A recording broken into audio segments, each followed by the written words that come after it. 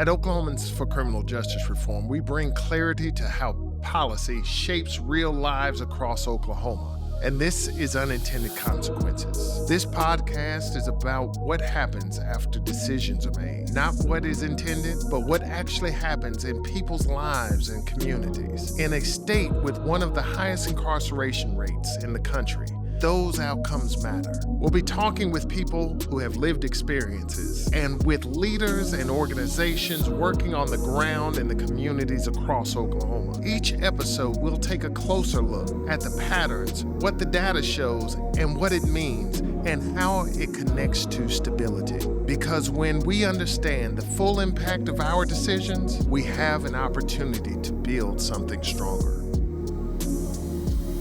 I want to thank you so much for tuning in to Unintended Consequences. I'm Mike Shelton, your host.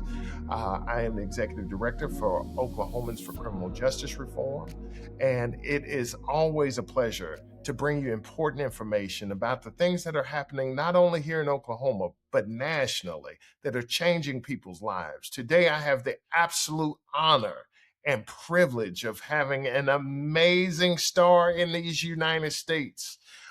She is Miss Sarah Fajardo, and she works with Clean Slate Initiative. The Clean Slate Initiative, let me just throw this in before we jump to you, Sarah, is that it's probably one of the stronger relationships that OCJR has formed. And we thank you so much for the trust that you've had in you all have had in OCJR, because I know you don't do it by yourself. You all have a team of people and you all are working nationally, but you all are making a huge impact here in Oklahoma. And my goal today is that people not only know what you're doing in Oklahoma, but nationally. So, Sarah, welcome to Unintended Consequences. Thank you so much, Mike. It's really a pleasure, and it's been amazing to work with OCJR on Clean Slate Initiative work. You all have been really rock star partners, and I often say that the team in Oklahoma is really a dream team that we get to work with. And so I'm very excited to be here, and just big thanks from the entire team at the Clean Slate Initiative. Well, thank you so much. Now, everybody's not going to be as familiar with Clean Slate, but they don't know that it is about to change a lot of lives here in Oklahoma. And again, you're probably going to hear me say thank you 10, 15 times because, with me being in my first year as executive director, me just being attached to this movement, it feels good. It feels like you're really impacting lives. And I just want to make sure I was in the House of Representatives for 12 years. And so what I do realize is that there's not, out of the 300 or 400 bills that may be signed into law every year, it is rare that a bill has real mass impact on people here in Oklahoma or nationally. Normally, people have stories, you're helping one or two people, but this Clean Slate Initiative that's passing in Oklahoma is great. For those people hearing about Clean Slate for the first time, what is the Clean Slate movement nationally? Sure. And I'm really glad that you're using the language about movement, because it is really a push nationally. It is a push, and it takes a lot of folks, a lot of different partners, and we really do rely on partners in states to get this over the finish line. But so what I do want to frame us out with is that 1 in 3 people in America has an arrest or conviction record. We all know someone with a record. I've got family with a record, and that's really what brought me to this movement.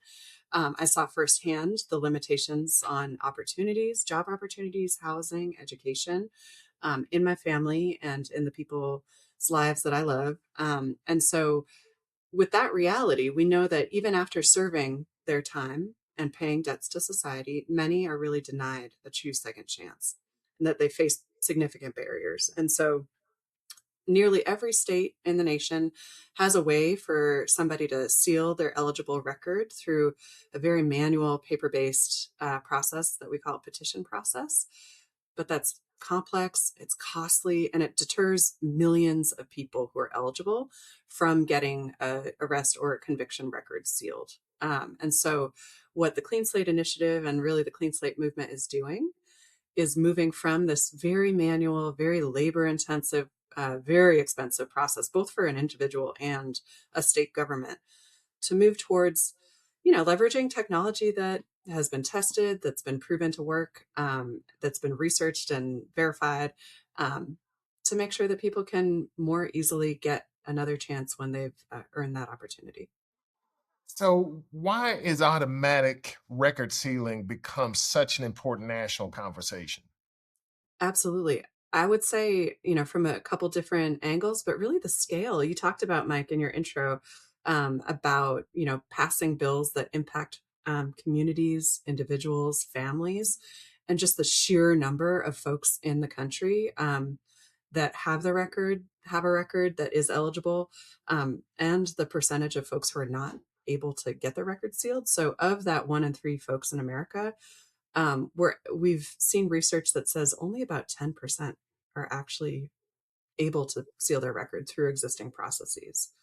So, the world has developed, and talented people have developed technological solutions to big systemic problems. This is an area where we've really designed careful policy with partners in state government, with partners on the ground, with impacted leaders. We've designed policies, we've tested policies to make sure that they really do work, that they can be implemented safely with no impact on public safety. We've really seen no impact there in, harming public safety. And yeah, I would just say that the scale is enormous. And then on the flip side, the impact on somebody's life is enormous. Um, and sorry, I'm rattling on, but I'm very passionate about this. So No, I'll no, pause after please, that. please. That's Yeah. what it's all about. Thank you. So I will say that, there's a ton of research on impact of having an arrest or conviction record on somebody's employment chances. Statistics show that an arrest or conviction record reduces a job seeker's chance of getting a callback or an offer by 50%. So right off the bat, folks are seeing that real impact. Um, Similarly, with housing opportunities, putting in a housing application, we see harm done by having a record, even when it's eligible to be sealed, even when somebody's rebuilt their lives, done a ton of work to get into a better place. That impact follows folks, and it follows individuals and their families. So it's Right, a right. community wide issue. So yeah. Now, it's a you've dropped some major statistics. 1 in 3 people have some type of criminal record, and so often we get caught up in a um, situation or a conversation that this is an urban problem or a rural problem or a Democrat problem or a Republican problem. 1 in 3 is that's It's everybody. everybody. That's Yeah, exactly right. That's yeah. exactly right. And so, but that is what you're experiencing across the board nationally is that 1 in 3, can you just talk to our listeners about how, that you all are bipartisan approach and how it is, and how important that is to you all's work? Thank you so much. Yes, absolutely. Because and right as you said it, because 1 in 3 Americans are impacted by or have a criminal record or an arrest record, it really is reaching every community. It's reaching every individual in the United States has some connection to this issue.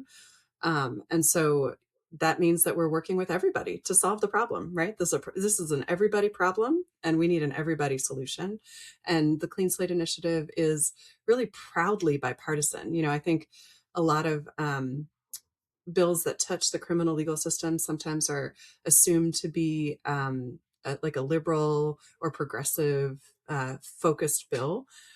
Oklahoma is an amazing example of, a whole range of leaders from across the state and individuals, Oklahomans, have said in polling, it's a wildly popular issue. Folks really do strongly believe in offering second chances to folks when they've paid their debt to society, when they've earned the opportunity to have a second chance. It's a really core um, tenant, and it's really important to folks. And so we really value. And Go, you yeah, can do it by protecting public safety. You can do those things. There are people are still held accountable. I think that there's been over the years been such an effort to distort that effort, the understanding that being smart on incarceration versus diversion is somehow lessening people's ability to uh, be accountable for the crimes. But I appreciate the conversation about how public safety. You've said it a couple times how public safety is protected, and that I think it's such an important statement to make to the people that may be questioning what are our motives. Our motives are always public safety. for sure. Absolutely. So, and although I know this answer to the to a little bit, I am curious to know. Oklahoma is one of the highest incarceration rates, but what made Oklahoma so attractive for you all to bring the conversation of clean slate here? Honestly, the community, the leadership that we have had the pleasure of working with, Oklahoma was really poised and ready to make some changes, and we were super excited to connect with you all at OCJR. We have had a really good experience working with OSBI, the police repository partners. Governor Stitt's been a major leader in this movement, and our bill sponsors, the legislators themselves. Representative Miller was one of the original sponsors of Clean Slate, and we've had, several updated bills to keep making sure that Clean Slate can be implemented technically.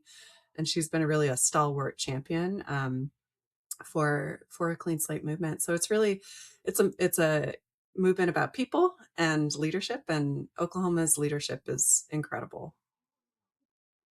Well, let's talk about the evolution of clean slate in Oklahoma. Of course, a lot of people don't realize, people think that you just snap your fingers all of a sudden and a piece of legislation, although that does occur in the legislature.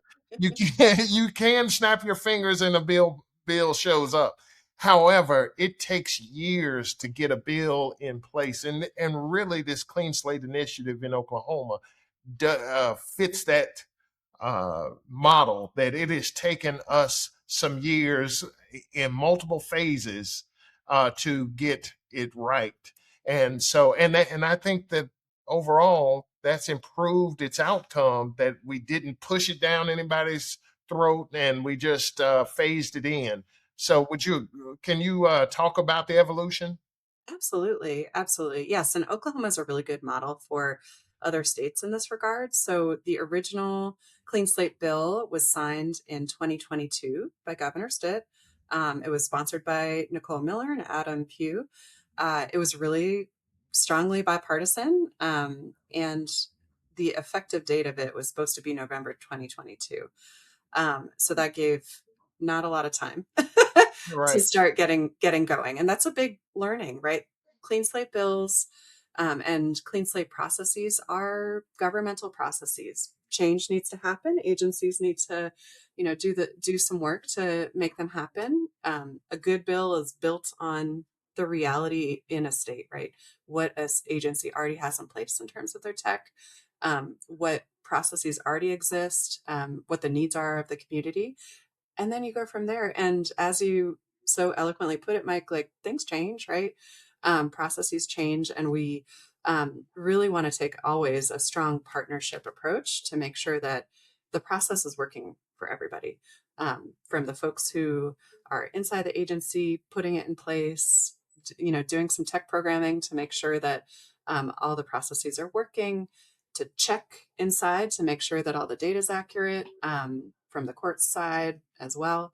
And so all that to say is that Oklahoma passed a second fix bill in 2024 to add a few categories of eligibility, including adult convictions, to clean slate eligible, pardoned adult convictions, limited a couple categories, made some like technical distinguishments to make sure that the law was clear and like Right. nobody was confused. So that was a clarification bill. And similarly, OCJR, Mike, and your wonderful team um, passed a second fix bill just this year to lay out some processes that we developed with OSBI, that we developed with um, the DAs to make sure that everybody's clear on what the process is, what the marching orders are. We updated some timelines to make sure that the agencies have enough time to do the work that they need to do. Um, and we're really excited. We're really excited to keep going. Our listeners, the people watching this podcast, they'll never really understand how many hands are in on the development of a piece of legislation, specifically this Clean Slate Initiative. Why is implementation often more complicated than simply passing a bill? Sure. I mean, the devil's in the details always, right? With government and processing, well, with anything really. And implementation after the bill passes, after we celebrate, after, the confetti falls, we hit the rubber meeting the road. And that's where really people's lives are changed. And so we got to get into the nitty gritty. We got to get into the details of like the technical specificity, who's programming what, where does the record go from one agency to another, is the record sealed everywhere it needs to be sealed. And then one of the last phases that we can talk about, or we will talk about in Oklahoma in the future, is how do folks get notified that their record is sealed, right? How do folks find out? How can they check for themselves? How do folks understand what their rights are related to records once the records are sealed? So, what am I, Sarah Fajardo, allowed to say once my record is sealed to a prospective employer? Can I not check the box that I have a record? Is that legal? Is that going to get me in trouble in the future? No. But folks need to understand that and then also be confident enough to say that, right? And so there are waves of kind of engagement and work on this issue, and that's how change is made, right? It's a long arc of change, and it's deep and has really important impacts. So, technology infrastructure. If I've sat in on one meeting, I sat in on 10 meetings with the Oklahoma State Bureau of Investigation, just talking about all the steps and variations that they had to go through, talking to court clerks, and I live in Oklahoma City. And so we're spoiled. We don't realize in rural Oklahoma that they are still shoveling paper versus having up to date technology. And so, what role does technology infrastructure play in modernizing criminal record system? It's hugely important. It's a central role. And to assure folks about the paper records, really the goal of the Clean Slate Initiative as a whole is to help folks get a real second chance. And so that means shielding records from the view of folks that shouldn't be able to access them. In Oklahoma, um, the Clean Slate eligible records, so records that can be sealed through our Clean Slate automated process, will still be viewable by certain law enforcement to like help with public safety and to protect public safety. However, employers and other folks, the public, should not be seeing any Clean Slate eligible records. And so we will be using and helping the agencies build out and supporting and technical assistance, helping the agencies build out the required technical processes to seal. And, you mentioned some agencies and some courts may still rely on paper records.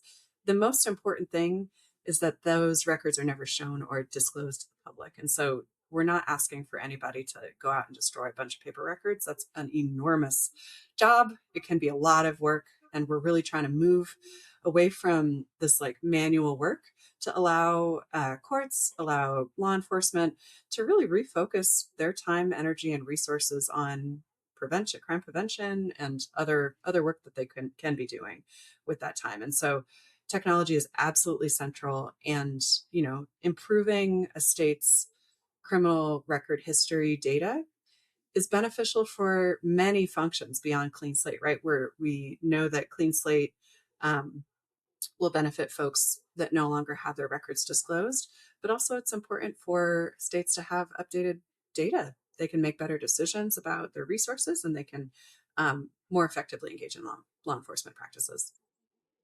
So, just in our field, we know collaboration is everything. There's nothing that we do that is individual. There is always people that we have to pull in to get things done. How important has collaboration been nationally uh, with Oklahoma and Oklahoma partner with Oklahoma partners, with national partners? How important is that to get Clean Slate Initiative implemented nationally? Absolutely.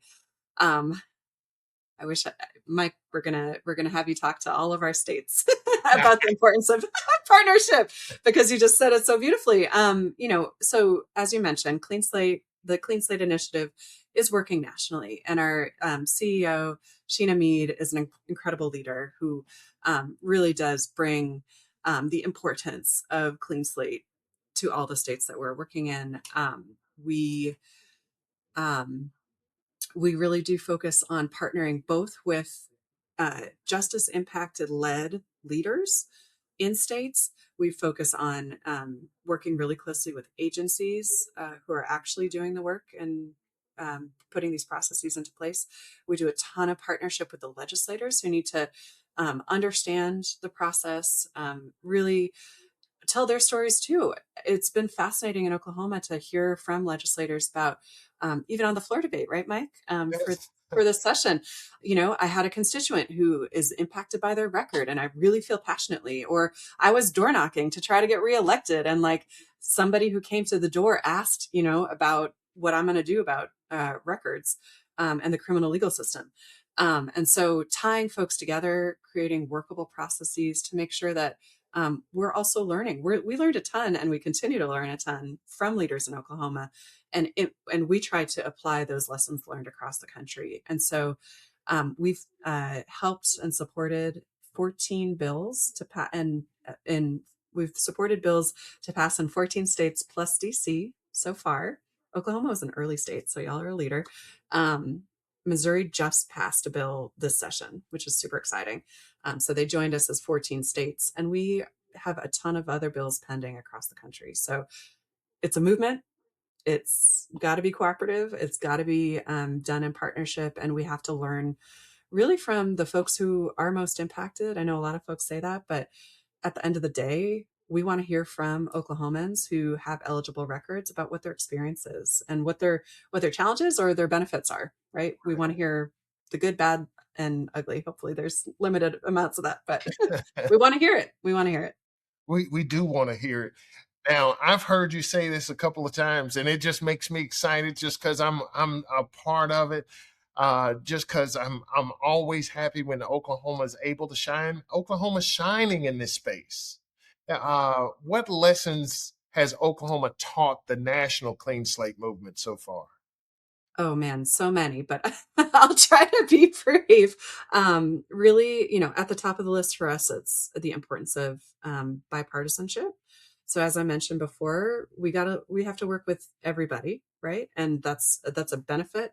It strengthens the work. It makes sure that there's support and commitment, because as we've discussed, Clean Slate can be an iterative process in implementation. It's a learning process, and it's a partnership process. And so we want to make sure that everybody is connected, bought in, and making sure that we can be successful.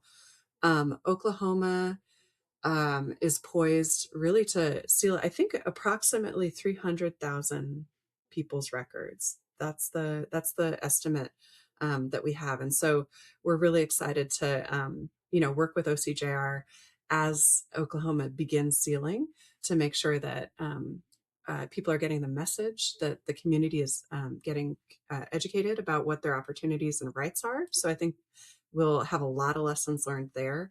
Um, and I think that, the value of transparency is enormous. We've had, as I mentioned before, really positive experiences so far with the Oklahoma State Bureau of Investigation, they are really a model of transparency with partners that we love to lift up across the states. They've been amazing with keeping folks updated, working really closely with different folks from across, across political spectrum, across role for inside and outside the government. They've been a leader, and we're really proud to continue to work with them and stay engaged. You talked about the barriers that having something show up on your record can be to the workforce. Why is workforce participation such an important part of the clean slate conversation? Thank you for asking that. We have seen we've seen some significant benefits for folks. Excuse me, I'm getting a little choked up because it's such an important question. We know that clean slate policies are changing folks' lives.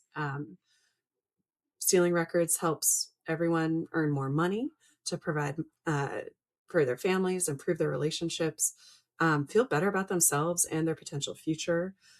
We did a survey with folks who benefited from clean slate automated record sealing in Pennsylvania, Utah, and Michigan. And researchers found that 42% of survey respondents reported improvements in their employment and personal finances. So that's super significant. 35% reported improved family relationships, which is amazing. And 34% reported positive mental health and self-esteem changes. And so we know that, the clean slate work really has significant and real benefits for folks. Speaking, from the employer perspective or from kind of like zooming out to the state level, research estimates that between 78 and $87 billion is lost in gross domestic product every year. That's because people are shut out of the workforce due to their records. They're not able to have, significant employment opportunities. And we know that when we do shut folks out because of old records, we're shutting them out of opportunities to contribute in our economy, and we're hurting employers by minimizing the pool of talent. And Mike, you likely know the employment stats and kind of impact in Oklahoma better than I do, but we do know that that's a major issue across the states. We're seeing workforce shortages, employers really scrambling to hire folks, and this is a huge pipeline issue and opportunity issue, of course. What are some unintended consequences of maintaining lifelong public barriers after someone has already completed their sentence? For sure. A huge barrier is earning potential and economic opportunities and employment opportunities.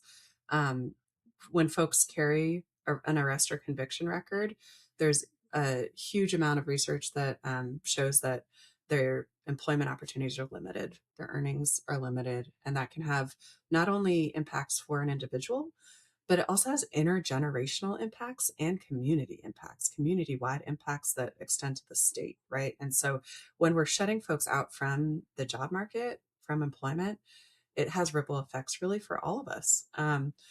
Additionally, folks are shut out from educational opportunities and housing. And so when we are shutting folks out from all three of these aspects and more, they're additional, but those are kind of the three main ones that we focus on at the Clean Slate Initiative. When we're shutting folks out from all of these opportunities, we're creating instability, we're creating increased poverty, we're creating suffering in our communities, and it's avoidable, it's fixable, it's something that we can address, and that's one of the drivers of our work. Let me, this is such an important question. How does Clean Slate balance second chances with public safety? Absolutely. So we really rely on research, data, and studying the policies that have passed in the United States to understand best practices and recidivism. And so we have identified, it's been years now, the Clean Slate has been on the books for different states. And so we're studying the impacts. And what we're seeing is that recidivism research helps us determine how long folks are going to wait for a record expungement. So the average right now, or a common number right now, is a 5-year waiting period for someone to remain crime-free before their record is expunged, and that's based on research that we've seen work across the country. For Oklahoma, the convictions, the arresting convictions and non-convictions that are eligible are misdemeanors on the most part, and so they're lower level crimes that really haunt folks, right? Um, for years on end. And so we found that sealing those does have a really beneficial impact for folks' lives and balances concerns about, sealing more serious or more violent crimes on somebody's record. Um, and then a third aspect is making sure that public safety is able to access those records when they need to. And so, as I mentioned, the records are then sealed from public view and from employers' view when somebody's eligible and has gone through a waiting period and remained crime free and paid their restitution. But law enforcement is still able to use a record for their purposes for making sure that, the public is safe. Yeah. And can I say one more thing for Yo, public safety? please. Sure. Sorry. um, so I kind of focused on those three aspects, but I will say too, when communities are healthy, when folks are able to be housed, when they have good jobs, it builds safety for everybody. And so that's another aspect of public safety is strong, healthy, successful communities. You know what? You must have known the question I was going to ask you next, because that's exactly the question. How can reducing barriers strengthen communities long term? Absolutely. Absolutely. Yeah. More success, more education, more housing opportunity, having folks be able to fulfill their dreams and their desires as in the community. Our CEO Sheena has talked about the impact of records coming up in ways that folks don't even realize, but having grandmothers come to her and say, I was just trying to volunteer at my child's field trip and I wasn't able to go on my grandchild's field trip because I have a criminal record, right? Folks aren't able to in some states able to vote. There's myriad impacts of a record that keep coming up for folks throughout their lives in different aspects. And so while we've named some of the main ones that build towards public safety, an engaged community is safer for everybody, um, and a happy, healthy community is safer for everybody. And so being able to support the people that we love, show up for the people that we love, show up for our community members, show up in job opportunities and have career satisfaction, all of those things that build safety. So, what gives you hope, and where this movement is moving in Oklahoma and nationally? Absolutely. People give me hope every time I talk to somebody who um, is interested and committed to helping folks have a second chance. Absolutely gives me hope. Um, I've been talking to leaders across the country who may not themselves be eligible for Clean Slate. Either they have a record that is more serious and they're not eligible, um, but they're still working to build that opportunity for folks in their community, for people in their family, for people that they love. People give me hope. Everybody that we work with is really pushing forward for a vision of the United States in their own state, um, to to give people opportunities. And so that's what keeps me in the work, keeps me motivated, Right, makes it a pleasure to show up every day. right. Uh, those conversations we're having, especially when you're talking to legislators, you realize that there's not much difference between us if we're just willing to sit down and have a conversation. And I've always appreciated that about the members I served with. Is no matter if we were Democrat or Republican, there were some commonalities and there were some very clear differences. However, communication was always the key. Uh, and I'm going to kind of do a little jump. Senate Bill 2030 passed in session 2026, and so excited about Senate Bill 2030. It was signed by the governor.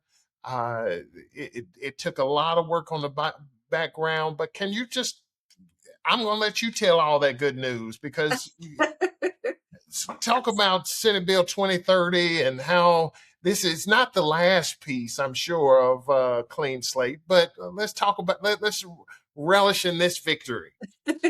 Love that framing. And yes, I mean, we couldn't have done this without OCJR and many partners, right? We worked with Right on Crime, we worked with Justice Action Network, we worked with all of the agency partners that we've already talked about.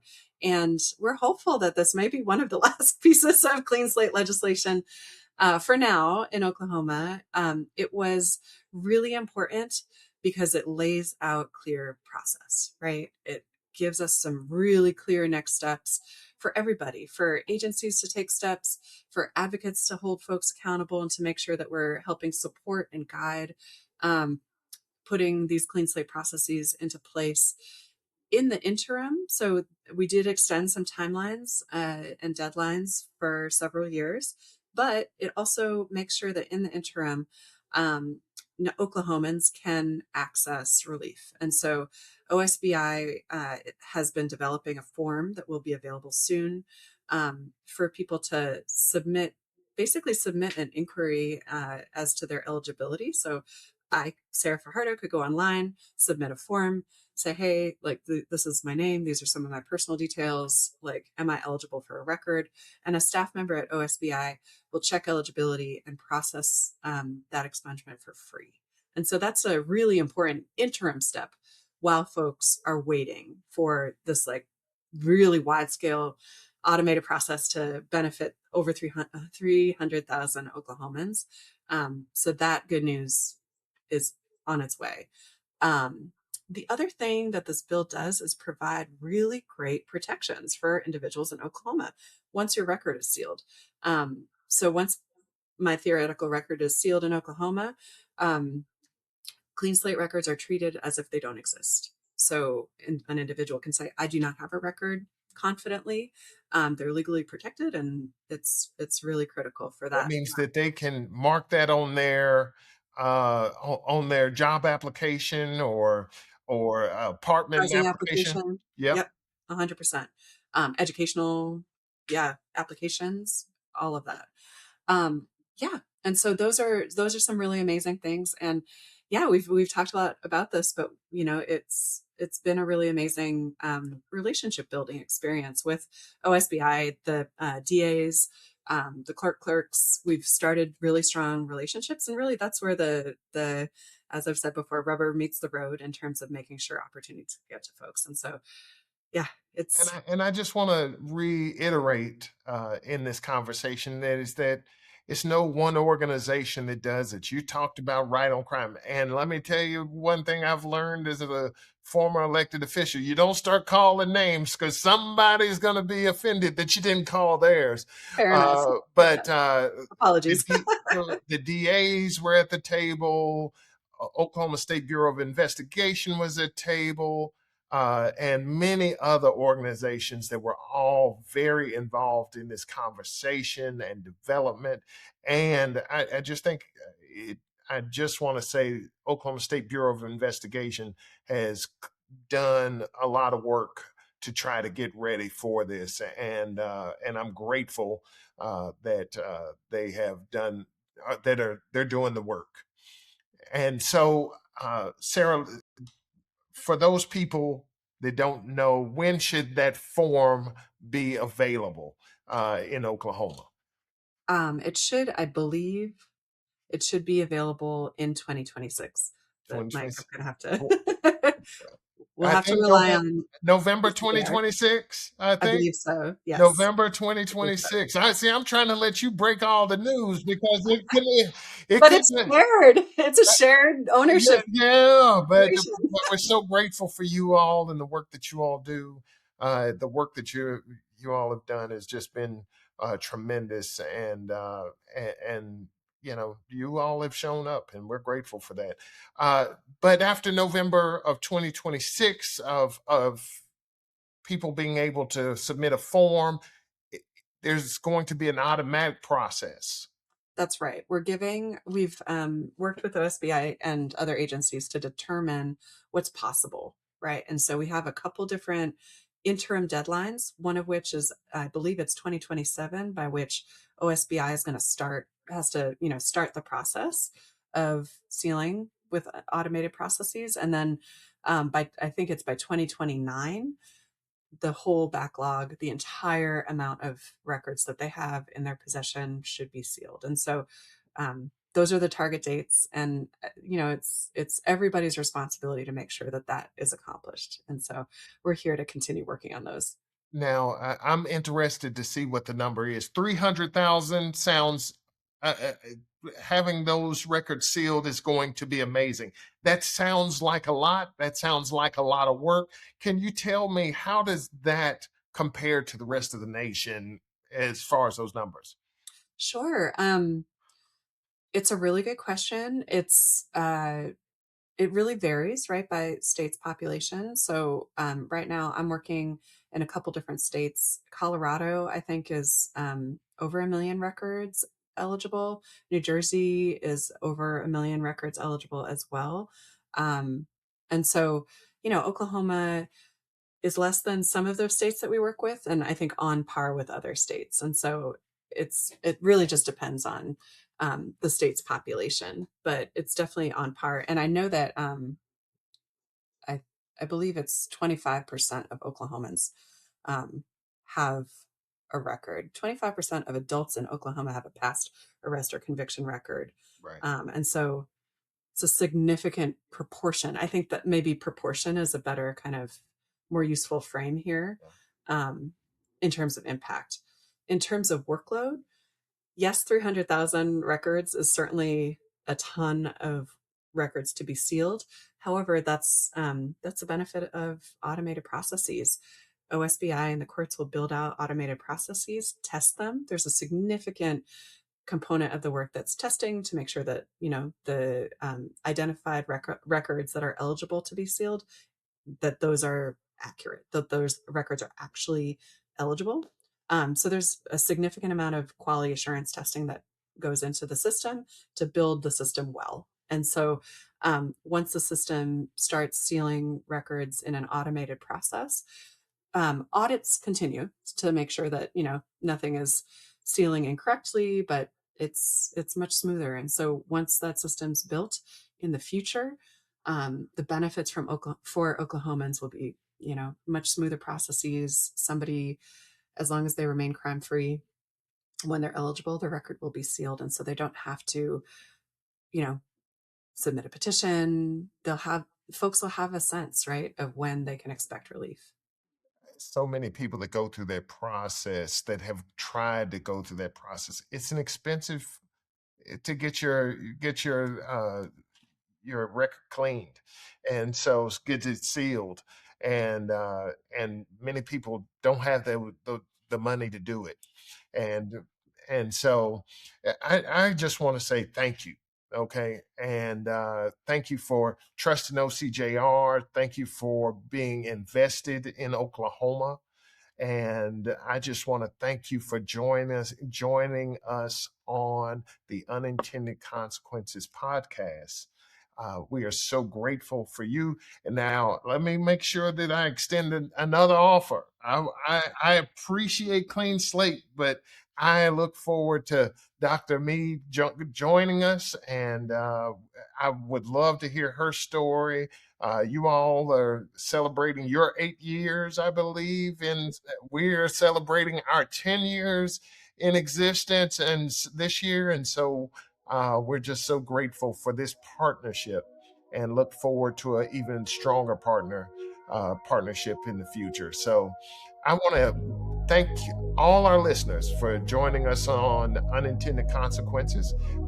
Please stay tuned. Please like us, and we will be back soon.